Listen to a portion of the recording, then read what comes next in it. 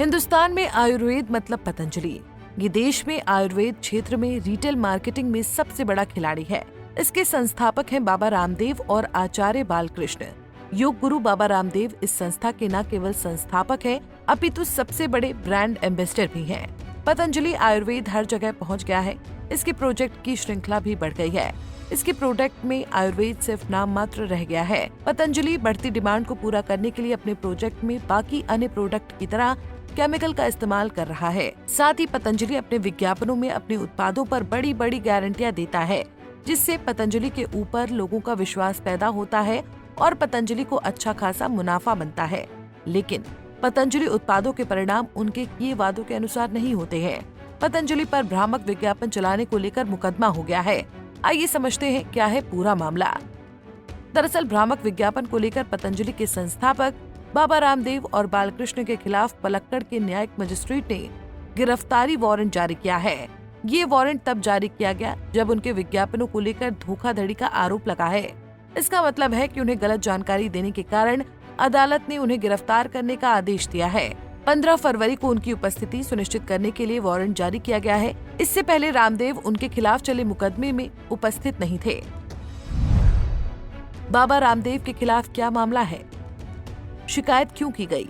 ये शिकायत 1954 के एक कानून के तहत की गई थी, जो गलत और झूठे विज्ञापनों से जुड़ा है। सुप्रीम कोर्ट का नोटिस। सुप्रीम कोर्ट ने बाबा रामदेव और आचार्य बालकृष्ण को अदालत का अपमान करने पर नोटिस भेजा था।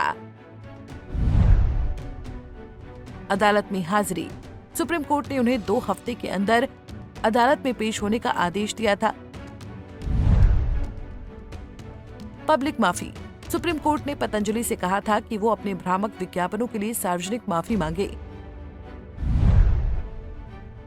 बॉम्बे हाईकोर्ट ने पतंजलि पर 4 करोड़ का जुर्माना लगाया था, क्योंकि कंपनी ने कपूर वाले उत्पादों को बेचना जारी रखा था, जो विवादित थे।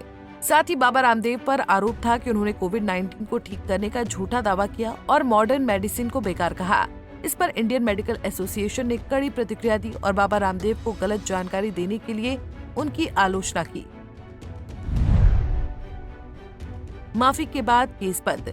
पतंजलि ने माफी मांगी, जिसके बाद सुप्रीम कोर्ट ने बाबा रामदेव और आचार्य बालकृष्ण के खिलाफ मानहानि का मामला बंद कर दिया।